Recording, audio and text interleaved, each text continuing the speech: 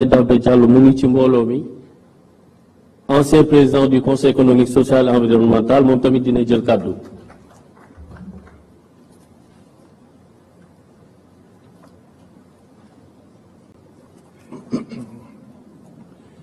Je vous remercie.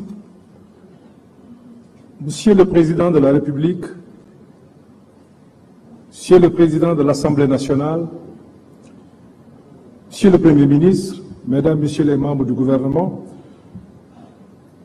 Monsieur le médiateur, aperçu, Monsieur le Président du Conseil national de régulation, Monsieur le Président du facilitateur du dialogue, je vous salue.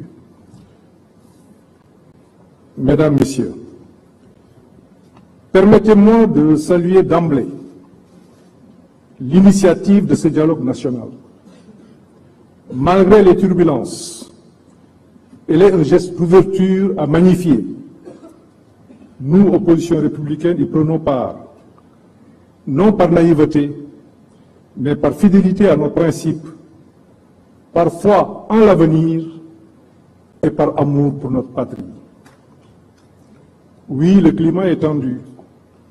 Oui, il y a des arrestations, les restrictions de liberté interpellent. Mais justement, plus le contexte est difficile, plus le dialogue devient une nécessité.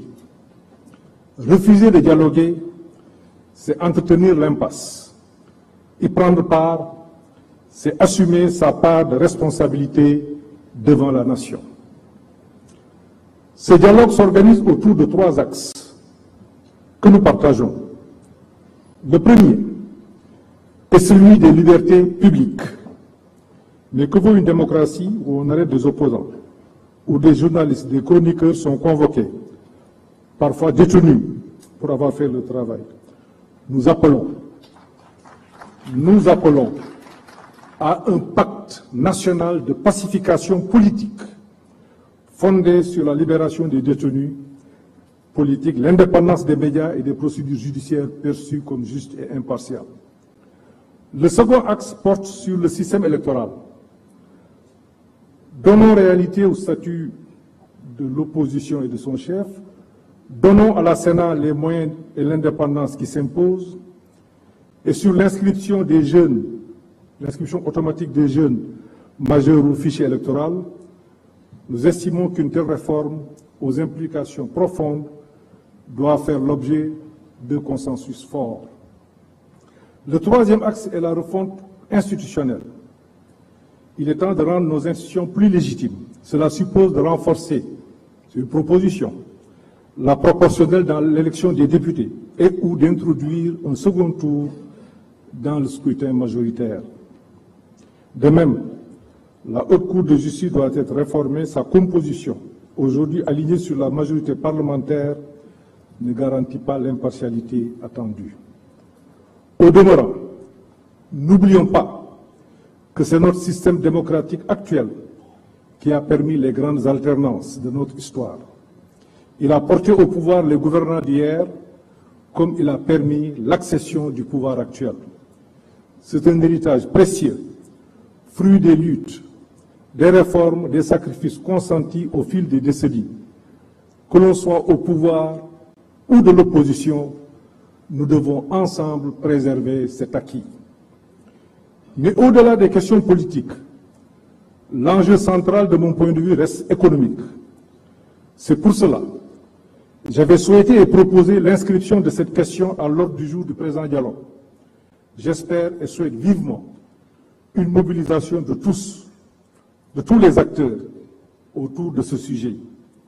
Le Sénégal fait actuellement face à des pertes d'emplois, une dette croissante et une situation budgétaire préoccupante sur fond de vulnérabilité externe.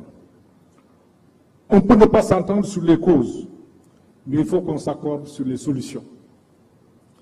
Ainsi, votre nouveau référentiel stratégique de l'action publique devrait être, de mon point de vue, mieux partagé pour améliorer sa mise en œuvre pour l'intérêt de tout le monde. De même, un pacte national sur l'emploi productif qui mobiliserait tous les acteurs autour des secteurs à fort potentiel serait vivement opportun. Enfin, Une réforme de la politique budgétaire me semble être nécessaire et urgente. Elle ne peut plus attendre. Il y va de notre souveraineté. Et je sais que, Monsieur le Président de la République, vous tenez particulièrement à cette question. Toutes ces questions pourront faire l'objet d'échanges ultérieurs. Toutefois, permettez-moi de noter qu'il va être difficile de faire fonctionner un levier, quel qu'il soit, dans un climat d'instabilité politique et sociale, au surplus dans un environnement international instable. C'est pour cela que j'ai parlé des questions économiques. Le Sénégal ne peut plus agir de notre point de vue par séquence. On n'a plus le luxe du temps long. Tout doit être engagé en même temps.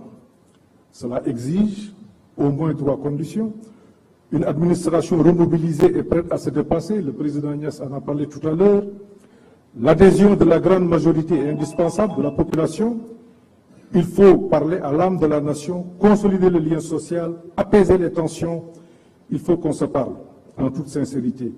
Et sur le plan international, nous devons renforcer nos partenariats dans un esprit de dignité, de confiance et d'efficacité. Sur le plan social, je salue la signature du pacte de stabilité qui a été important, mais allons plus loin avec une conférence sociale nationale. Enfin, je terminerai par la reddition des comptes. Aujourd'hui, nous traversons une séquence marquée par des révélations, audits, erreurs, exposés, pratiques, dénoncées. Tout cela peut être vrai. Mais l'histoire récente nous montre que ces vagues émotionnelles sont cycliques. À chaque alternance, scandale, sanctions, oubli, et on recommence. Tirant les leçons, Monsieur le Président de la République, nous devons engager des réformes pour mieux protéger le patrimoine de l'État, au-delà des régimes et des contingences politiques. C'est ce qu'il faut au Sénégal. Monsieur le Président de la République, je rêve d'un Sénégal où l'opposition est écoutée, pas écartée, où le débat est loyal, constructif, pas agressif, où la critique est utile, pas criminalisée. Le Sénégal a besoin de nous tous. Majorité, opposition, société civile, en un mot, toutes les forces vives. C'est ensemble que nous pouvons bâtir